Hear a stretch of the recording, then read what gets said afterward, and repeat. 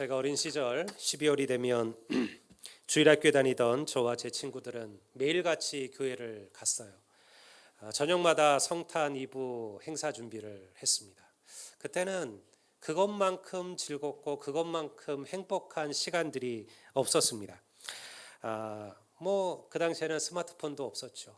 넷플릭스도 없었어요. 지금 같은 IPTV도 없었고요. 가장 재미있는 것은 교회 가서 함께 친구들과 떠들고 웃고 또 율동을 배우고 그리고 성극을 준비하는 그런 일들이었습니다. 말이 성극이지 초등학교 아이들이 무슨 연극을 제대로 할까요? 대사 까먹는 거는 태반이고요. 또 하다 말고 여러분들 그 자리에서 울어버리는 아이들도 많았습니다. 그런데 이 크리스마스 성극에서 가장 많이 등장했던 성극이 뭐냐면 그게 바로 동방박사에 대한 이야기였습니다. 머리에 터반을 쓰고 천으로 온몸을 휘감고요. 그리고 흰 수염을 붙인 채 황금과 유황과 몰약이 든 보석 상자를 아기 예수님께 드리는 이야기죠. 대사할 것도 없어요. 저는요 30년이 뭡니까? 지금 몇십 년이 지난 지금도요 동방박사 1위였던 제 대사를 기억합니다. 딱 이거예요. 이것은 황금입니다. 예수님께 드립니다. 이 끝이에요. 동방박사 2 똑같아요. 이것은 유황입니다. 예수님께 드립니다. 동방박사 3 뭔지 아시겠죠? 이게 다예요, 여러분. 그런데요, 그때는 그게 무슨 의미인지도 모르고 무슨 뜻인지도 모르고 그 성극에 참여했었죠. 그런데요, 그럼에도 여러분들 그 성탄이 얼마나 행복하고 얼마나 즐겁고 얼마나 기뻤는지 몰라요. 오늘 안타깝게도 수많은 이들이 성도들마저 성탄의 감격을 잃어버리고 살아갑니다. 제가 이번 주 광고했잖아요. 토요일 날 성탄 예배 있고 바로 다음 날 주일입니다 했더니요, 성도들이 다 불평들을 하더라는 거예요. 뭔 예배가 이렇게 막 이어 있느냐, 좀 이왕이면 떨어져 있으면 좋을 걸. 오늘 우리는 성탄을 또 한 번 예배해야 된다라는 의무감으로 받아들인다라는 거죠. 성탄절이 이 땅에 우리를 오신 예수님의 그 놀라운 선물임을 우리가 잊어버리고 산다는 것입니다. 만약 예수 그리스도께서 이 땅에 오지 아니하셨다면, 주님께서 태어나지 않으셨다면 우리를 온 인류를 구원하시기 위한 십자가도 없었을 것입니다. 만왕의 왕이신 하나님께서 인간이 되셔서 우리 가운데 오셨다는 이 성탄이야말로 여러분 우리에게 주어진 하나님의 최고의 선물임을 믿으시기를 주의 이름으로 축원합니다. 그런 면에서 오늘은 이 동방박사 이야기를 통해서 예수 그리스도의 오심이 우리에게 어떤 의미가 있는지를 돌아보려고 합니다. 동방박사 이야기는요, 복음서 가운데 오직 마태복음에만 기록되어져 있습니다. 마태, 마가, 누가, 요한복음, 우리가 사복음서라고 부르잖아요. 이 복음서 가운데 동방박사들에 대한 이야기는요, 마태복음에만 나와 있어요. 우리는 그들이 어떤 사람이며 또 어떤 일을 했으며 또 어떻게 살았는지에 대해서 몰라요. 이름도 몰라요. 성경은 전혀 그들의 이름을 기록하지를 않아요. 근데 서방교회가 6세기가 돼서야 비로소 그들의 이름을 만들어내죠. 근데 그 이름은 허구로 만들어낸 이름이에요. 우리는 그들의 이름이 누군지를 알지를 못합니다. 오직 성경은 이렇게만 기록하고 있어요. 우리가 오늘 읽은 1절 본문을 제가 한번 보겠습니다. 헤로드 왕 때 예수께서 유대 베들레헴에서 나심에 동방으로부터 박사들이 예루살렘에 이르러 말하되, 성경은 그들을 동방에서 온 박사라 그렇게 불러요. 이 박사라는 말, 당시 헬라어로는 마구스, 라틴어는 마기라고 불리는 이 단어는요, 마술사 혹은 점성술사라는 단어로 번역되어집니다. 또 이 고대 근동의 종교의 정통한 전문가들은 이 마구스라는 단어가 우리가 아는 배하교라 그러죠. 조로아스터교, 페르시아에서 시작된 이 조로아스터교의 특별한 사제 그룹들을 가르치는 단어라 그렇게 이야기하고 있습니다. 그리고 동방은 어디냐? 이 팔레스타인에서 봤을 때 동방은 지금의 이라크 지역, 그 지역의 이 페르시아 지역을 말하는 것입니다. 다시 말해서 동방 박사들은요, 예수님의 탄생을 두고 나타난 특별한 별을 보고 이 페르시아에 찾아왔던 어떤 이들이었어요. 그들은 점성술사에도 있었고요. 혹은 어떠한 종교의 특별한 사제들일 수도 있고요. 아주 탁월한 어떤 지적 눈을 가진 그런 이들이었을 겁니다. 그냥 평범한 사람들은 아니었다라는 거죠. 고대 시절의 별의 탄생은 위대한 왕의 탄생으로 받아들여졌어요. 그런 거는 우리나라에도 있잖아요. 우리나라에도 전설이나 신화에도 어떤 사람이 위대한 별이 뜨면 위대한 사람이 태어날 것이다. 그리고 누가 죽으면 우리는 별이 떨어졌다. 이런 말을 쓰잖아요. 어떤 큰 인물이 죽으면 별이 졌다. 별이 떨어졌다. 이런 말을 쓰죠. 이것이 고대 근동의 비슷한 생각이었어요. 눈에 보이지 않던 특별한 별이 나타나면 이것은 위대한 어떤 인물이 위대한 왕이 태어나는 하늘의 뜻이다. 그렇게 믿었다라는 거죠.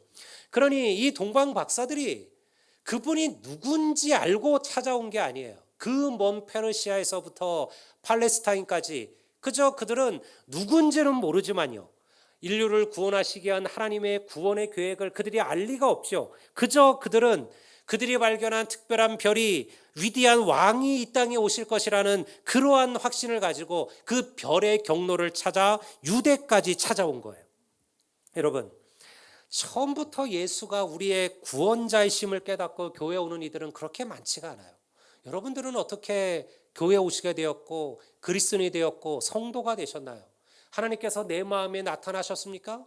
꿈속에서 내게 계시하셨나요? 이런 특별한 권능으로 나를 이끄셨나요?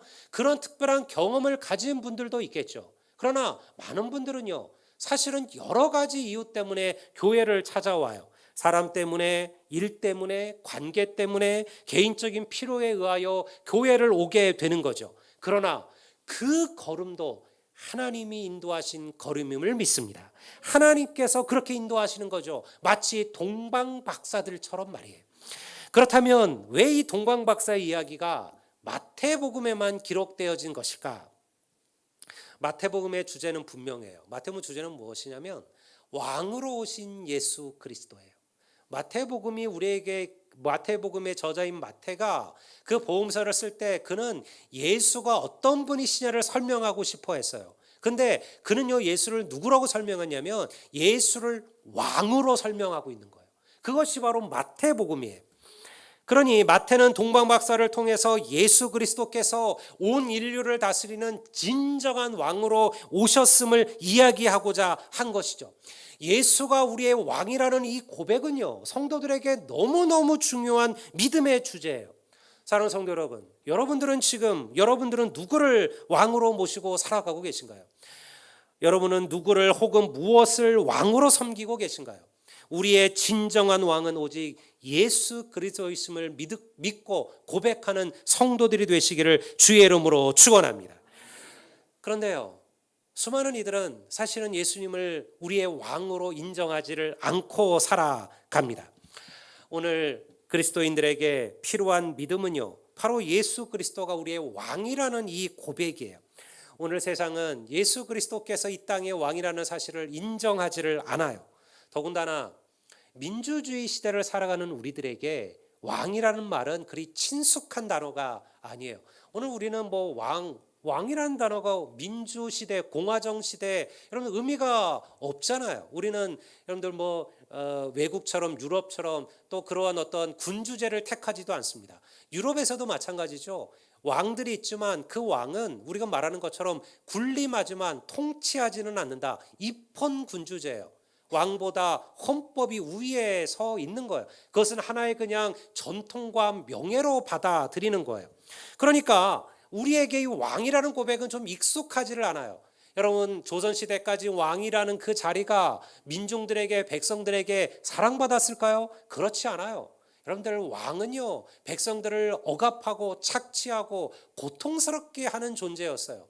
왕 앞에 백성들은 아무것도 아닌 하찮은 사람들로 여겨졌죠. 그러니 민주화 시대 여러분들 모든 나라들이 그 왕들을 쳐내는 것은 당연한 일이 될 수밖에 없었던 거예요. 그런데 그럼에도 불구하고 오늘 여전히 수많은 사람들은 각자의 왕을 모시고 살아간다라는 거예요. 소위 말하는 조선시대, 고구려시대, 고려시대 이런 고대 시대의 그런 왕은 내게 없을지라도요, 우리가 절대적으로 신뢰하고 의지하고 순복하고 그리고 중요시 여기는 것들, 바로 그것이 우리의 왕이에요. 오늘날 모든 사람들은요, 각자의 왕이 있어요. 그리고 그것을 자기의 가장 중요한 존재로 여기고 살아간다라는 것이죠. 요즘 많은 젊은 가정에서 또 많은 집에서 아이들이 왕이에요. 요즘은 뭐 아이들이 최고 아닙니까? 그래서 아이들이 왕이라 여기는 집들이 많았어요.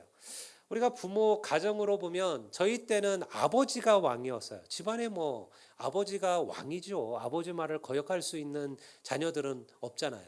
근데 요즘 시대는요, 사실은 아버지의 권위들은 많이 떨어졌죠. 요즘은 주로 어머니들이 왕일 때가 많아요.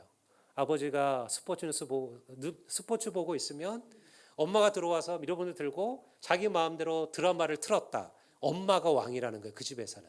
그런데 애가 들어와서 갑자기 리모컨을 드니 뽀로로를 틀더라. 그럼 그 집은 애가 왕이에요. 리모컨을 누가 장악하느냐? 그게 그 집안의 권력도를 상징하는 거예요. 여러분, 우리가 인생을 살아가면서 사람들은 다 이런 왕을 믿어요. 사실은 인생은 어떨까요? 대부분의 인간들은요, 물질을 그들의 왕으로 섬겨요. 이거는 부인할 수 없는 사실이에요. 오늘날 이 시대의 모든 것들은 결국 돈과 물질로 결정돼요. 어떤 사람이 잘 사는 사람이에요? 돈 많은 사람이에요. 우리는 돈 많은 사람을 보고 잘 산다라고 얘기해요. 근데 그거는 완전히 다른 의미잖아요. 돈 많다고 잘 사는 걸까요? 잘 산다는 의미가 뭔데요? 행복한 인생이죠. 여러분들 그의 인생에 기쁨과 즐거움이 있는 인생이죠. 여러분들 만족이 있는 인생이죠. 사람들을 행복하게 만드는 인생이죠. 다른 이들에게 베풀 줄 알고 나눌 줄 아는 인생이죠. 자기를 섬길 줄 아는 인생이죠. 그게 잘 사는 인생 아닙니까? 근데 우리는요, 그런 거는 보지 않아요. 어떤 사람이 돈이 많다? 그럼 우리는 그 사람을 보고 잘 산다라고 말하는 세대가 되었다라는 거예요. 사람들은 돈이 모든 것을 할 수 있다라고 믿습니다. 그래서 물질이 왕이라는 거예요. 사람들은 대부분 돈으로 안 되는 게 있어라고 생각해요. 우리의 말은 세상에 돈으로 안 되는 거 많지라고 말하지만요. 그러나 사실 우리의 중심은 뭐예요? 하나같이 다 우리는 돈으로 안 되는 거는 없어라고 생각하며 살아가요. 근데 그 말이 99% 맞는 것처럼 보이기도 해요. 이제는 사랑도 돈으로 살 수 있는 시대가 되었으니까요. 그러니 오늘날 이 시대는요, 돈이 그들의 왕이 되어져 버린 것이죠. 물론 어떤 이들에게는 쾌락이, 어떤 이들에게는 권력이, 어떤 이들에게는 사람이 그들의 왕이 돼요. 왕이라는 것은요, 절대 권력입니다. 왕의 힘으로 하지 못하는 일은 없지요. 그래서 만약 우리가 이런 마음을 가지고 살아간다면, 나는 이것만 있으면 돼, 나는 이것만 있으면 되라고 말하고 계신다면, 바로 그것이 여러분들의 왕이라는 거예요. 성도 여러분, 하나님을, 예수 그리스도를 여러분의 왕으로 모시고 사랑하는 성도들이 되시기를 주의 이름으로 축복합니다. 이게 얼마나 큰 축복이냐. 예수 그리스도가 우리의 왕이 되신다는 이 말은요, 여러분 고대 시절의 왕과 백성의 관계로 설명하시면 안 돼요. 고대 백성의 왕은 백성을 억압하고 착취하여 부와 권력을 누리던 자리였잖아요. 그런데요, 예수는 달라요. 여러분, 세상에 백성을 위하여 자기의 목숨을 버리는 왕이 있습니까? 바로 그것이 예수 그리스도시죠. 예수 그리스도께서는 하나님의 백성들, 이 세상의 인류를 위하여 기꺼이 자기의 목숨을 버리신 왕이시라는 거예요. 그러니 예수가 우리의 왕이 되신다는 것은요, 우리가 왕인 예수에게 뭘 해드려야 되고 예수님을 섬겨야 되고 예수님께 바쳐야 되고 이런 의미가 아니에요. 여러분, 예수가 우리의 왕이 되시면 능치 못할 일이 없는 예수 그리스도께서 우리의 삶도 능치 못하게 만드시는 역사와 기적을 우리의 삶 속에 일으키심을 여러분 믿으시기를 주의 이름으로 축원합니다. 그러니 예수를 왕으로 모시는 삶은요, 예수님에게 좋은 게 아니에요. 나에게 좋은 거예요. 예수가 내 왕이 되시면 세상을 창조하시고 만물을 다스리시고 오늘도 역사를 주하시는 하나님께서, 주께서 우리의 왕이시라면 우리가 능치 못할 일이 없겠냐라는 거예요. 근데 사람들은 여전히 그 예수님을 왕으로 섬기지 아니하고 인정하지 않고 다른 것을 붙들고 살아가고 있다는 거예요. 그런데 이 예수 그리스도를 우리의 왕으로 고백하는 삶을 사는 게 생각보다 그리 쉬운 삶이 아니라는 데 문제가 있어요. 3절을 한번 제가 보겠습니다. 짧은 구절인데 우리 구절을 보면 이렇게 기록하고 있죠. 헤롯 왕과 온 예루살렘이 듣고 소동한지라. 뭘 듣고?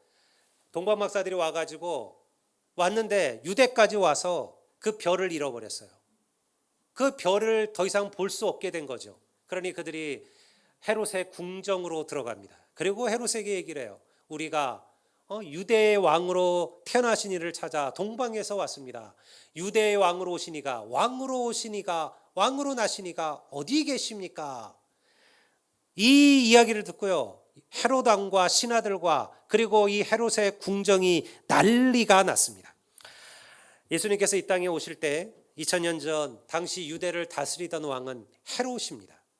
우리가 알고 있는 이 헤롯과 그리고 예수님이 죽으실 때 예수님께서 끌려가셔서 재판을 받았던 그 헤롯은 다른 헤롯이에요. 우리가 지금 예수님 태어나실 때 이 헤롯은 우리가 소위 말해서 헤롯 대왕이라고 불리는 첫 번째 헤롯 왕가를 창건한 그 헤롯이고요. 예수님을 십자가에서 죽으실 때 그 헤롯은 바로 이 헤롯의 아들 헤롯을 말하는 거죠. 이 헤롯은 원래 유대인이 아니에요. 에서의 족속, 에돔 족속이었습니다. 이둠의 사람이죠. 이둠의 출신이었던 이방인이었음에도 불구하고 헤롯은요, 아주 정치적으로 능숙한 사람이에요. 그래서 그가 로마의 황제와 어렸을 때 깊은 친분을 나누게 되고요, 그 로마의 황제의 신임을 얻어 사실은 이방인임에도 불구하고 유대의 왕으로 임명된 사람이 헤롯입니다. 그러니까 헤롯은 항상 이 정통성에 대한 그 열등감을 가지고 있었어요. 유대 땅을 다스리면서도 자신이 유대인이 아니라는 것 때문에 백성들의 반란, 백성들의 지지를 못 받았거든요. 그래서 항상 그런 마음이 있었죠. 그래서 헤롯은 유대인들의 환심을 사기 위해서 예루살렘 성전, 솔로몬의 성전보다도 더 거대한 성전을 새로 짓는 큰 공사를 시작하기도 했습니다. 그러한 이런 헤롯의 입장에서 헤롯이 뻔히 살아있는데 새로운 유대 왕이 태어났다라는 동방 박사들의 이야기는요, 여러분들 충격을 받을 수밖에 없어요. 내가 왕이거늘 또 다른 왕이 태어났다니. 그러니 헤롯과 그 궁정이 소란하게 되는 거죠. 헤롯의 관계는 결국 2살 이하의 모든 어린아이들을 죽이는 그런 결과를 만들어내기도 합니다. 이러한 이야기들이 오늘 우리의 영적인 삶에서도 일어난다라는 거예요. 무슨 의미냐면 우리가 돈을 왕으로 섬기고 권력을 왕으로 섬기고 세상의 지식과 세상의 쾌락과 세상의 것들을 왕으로 섬기며 살아가던 이가 이제 예수 그리스도를 왕으로 섬기는 삶을 살고자 한다면 그의 삶 속에 이러한 소동과 이러한 어려움이 찾아온다라는 거예요. 우리를 종으로 노예로 삼았던 세상의 것들이, 그리고 사단이 절대 성도들을 쉽게 놓아주지 않습니다. 물질을 왕으로 섬기던 이가, 사람을 왕기도 섬기던 이가, 세상의 쾌락과 즐거움을 왕으로 모시던 이가 이제 오직 예수 그리스도만을 왕으로 모시고 섬기고 살아가려고 한다면 필연적으로 그의 삶 속에 영적인 싸움이 시작된다라는 거예요. 이것이 바로 소동이에요. 이러한 성도들이 있어요. 나는 예수 믿고 복 받고, 나는 예수 믿고 잘 살고, 나는 예수 믿고 좀 평안하게 살아보려고 교회에 왔는데 오히려 내 삶은 더 어렵고 더 힘들고 더 고통스럽다. 이게 맞는 건가요? 저는요, 이러한 상담을 여러 번 들었어요. 아주 어렵게 믿음을 시작한 성도 가족들이 있어요. 그런데 예수를 믿기 시작하면서 더 큰 고난이 찾아오는 거예요. 환난이 찾아오는 거예요. 뜻하던 시험들이 막 밀려닥치는 거예요. 사람들은 교회 가면 복 받는다 그랬고, 교회 가면 병 낫는다 그랬고, 교회 가면 승진한다 그랬고, 교회 가면 부자 된다 그래서 교회 왔는데 잘 되기는커녕 삶이 더욱더 어려워지는 거예요. 그러니까 흔들리는 거죠. 이게 맞아? 이게 뭐 잘못된 거 아니야? 여러분의 삶 속에 만약 그런 일들이 일어나고 있다면 여러분들은 제대로 된 믿음의 길을 걸어가고 있음을 믿으시기를 바랍니다. 이게 옳은 거예요. 이게 옳은 거예요. 여러분, 세상에 어떤 왕이 자기의 백성이, 자기의 종이, 자기의 노예가 다른 왕에게, 다른 군주에게 간다는데 그래 너 가라, 편안히 가라, 이럴 자가 누가 있을까요? 사단도 마찬가지예요.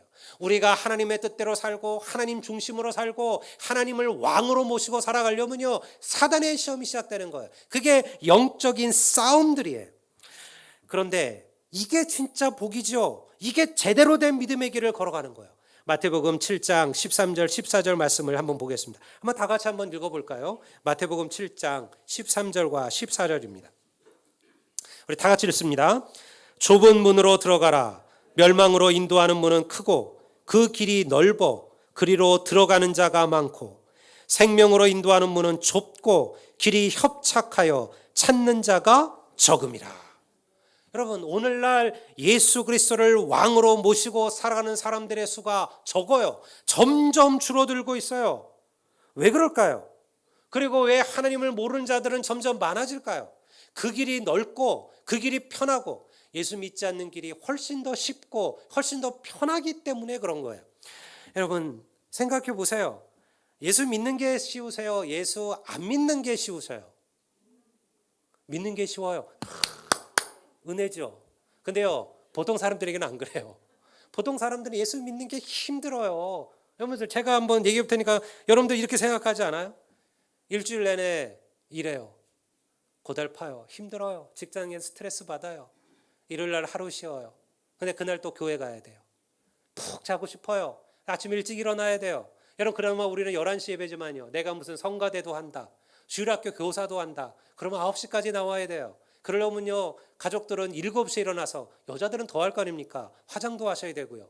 여러분, 그때부터 일어나서 또 준비해야 되는 거예요. 그래서 여러분, 그 황금 같은 하루를 교회에서 보내는 성도들이 있어요. 기독교는 이후로 억울하고 힘들어도 참아야 될 때가 있어요. 이건 분명히 내가 맞는 얘기인데도요, 너 교회 다니잖아, 이 말 한마디 때문에 내가 하고 싶은 얘기, 내 주장도 못할 때도 있죠. 돈 받고 드려도 힘든 예배를, 여러분들 이 자리에 다 앉아 계시잖아요. 여러분들 오늘 혹시 뭐 받고 이 자리에 오셨나요? 아니잖아요. 내면서 왔잖아요. 내면서. 돈 받고 드리려도 힘든 예배를요, 여러분들 헌금까지 내면서 예배 드려야 되는 성도들도 있죠. 집에서도 잘, 요즘 같은 시대에 음식 잘 안 하고, 여러분들 얼마나 편한 세대인데 교회 와서 설거지하고 교회에서 밥 짓고 이래야 되는 성도들도 있어요. 술, 담배, 그게 뭐가 문제라고요. 그런데 여러분들 성도들 눈치 보고 다른 사람들에게 보일까 봐 그것도 제대로 못하는 성도들도 있죠. 남들은 아무렇지도 않게 하는 그냥 보통의 일들, 약간의 잘못된 일들도요, 여러분들 마음에 찔리면서 여러분들 숨지겨 할 수밖에 없게 되기도 해요. 그러니 예수 믿는 게, 여러분 사실은 믿음이 없을 때는요, 고달파요. 힘들어요. 이게 의무예요. 이렇게 내가 해야 되나? 이런 생각이 들 수밖에 없어요. 그러나 여러분, 예수가 우리의 왕이 되시고 우리가 예수를 우리의 중심으로 삼고 우리가 주님을 신뢰하며 살면, 여러분 이 길 속에 행복이 있고 기쁨이 있고 여러분들 영생이 있음을 믿으시기를 주의 이름으로 축원합니다. 그래서 성경은요, 우리에게 이미 얘기했어요. 예수 믿는 길 넓고 편한 길 아니다. 내가 한 얘기가 아니잖아요. 예수님께서 하신 얘기예요. 그 길은 좁고 험하다, 협착하여 그 길로 가는 자가 드물다라는 거예요. 그러나 그 길의 끝에는 뭐가 있느냐? 여러분, 영생이 우리를 기다리고 있음을 믿습니다. 제가 정은문 집사님을 사실은 그렇게 오랫동안 볼 수 있는 시간이 있지는 않았어요. 인생의 마지막 순간들은 아프셔서 여러분들 교회 오지를 못하셨어요. 워낙 또 깔끔하시고 그러셔서 자신의 그 불편한 모습을 별로 보이기를 원치 않으셨어요. 그래서 제가 병원에 두어 번 가본 것 외에는 아프실 때 사실은 얼굴을 많이 뵐 수가 없었죠. 근데 제가 이건 기억이 나요. 제가 교회를 처음 와서 그 다음에 뭘 시작했냐면 성경 파노라마를 시작을 했어요. 성도들에게 이제 성경 전체를 가르치기 시작을 했는데요. 그 수요일마다 정훈 집사님이 그 예배를 오셨어요.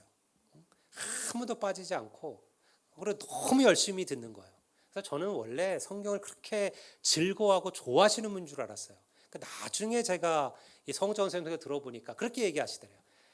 젊은 목사님이 새로 와서 뭘 해보려고 하는데 나라도 열심히 가서 자리를 좀 지켜드려야지. 그 마음으로 오신 거예요. 그 마음으로 오셔서 그 성경 파노라마를 다 들으시다가 몸이 갑자기 아파지시면서 참여하지를 못하셨죠. 그러나 여러분, 그가 비록 좁은 길을 걸으셨지만 지금 하나님과 함께 영원한 천국의 주와 함께 영원한 복락 속에서 살고 계심을 믿습니다. 여러분, 우리 모두 다 마찬가지 아니겠습니까? 여러분, 이것이 하나님을 붙들고 사는 삶이에요. 그렇게 사는 삶은 어려울 거예요. 하지만요, 그게 진짜 길이에요. 우리를 두렵게 하는 것은 뭡니까? 제가 아까 말한 그런 게 아니에요. 헌금하는 거, 뭐 술, 담배 못하는 거, 여러분 일요일날 교회 가서 예배 참석해야 되는 거, 그건요 시간 지나면 다 해요. 여러분들 믿음이 커지면 얼마든지 해요. 진짜 어려운 건 이런 거죠. 우리가 하나님만을 신뢰하며 사는 거예요. 세상은 다른 길로 가요. 세상은 이걸 왕으로 섬겨요. 세상은 이게 중요하다고 그래요. 그런데 우리는요 그거를 붙들지 않고 하나님 붙들고 살아가는 거예요. 하나님 의지하고 사는 거예요. 여러분, 그게 힘든 거예요. 나만 다른 길로 가나? 나만 잘못된 길로 걸어가는 거나? 이런 생각이 들게 되는 거죠. 사람들은 돈을 믿고 권세를 믿고 사람을 믿고 살아가는데 오직 하나님만을 믿고 하나님을 의지하며 신뢰하며 사는 삶이 힘든 거예요. 고난 중에도 하나님이 주실 또 다른 은혜를 붙들고 사는 게 힘든 거예요. 지금 당장 눈물이고 고통인데요, 나를 위하여 더 좋은 것을 준비해 놓으셨다는 그 하나님의 약속을 붙드는 게 힘든 거죠.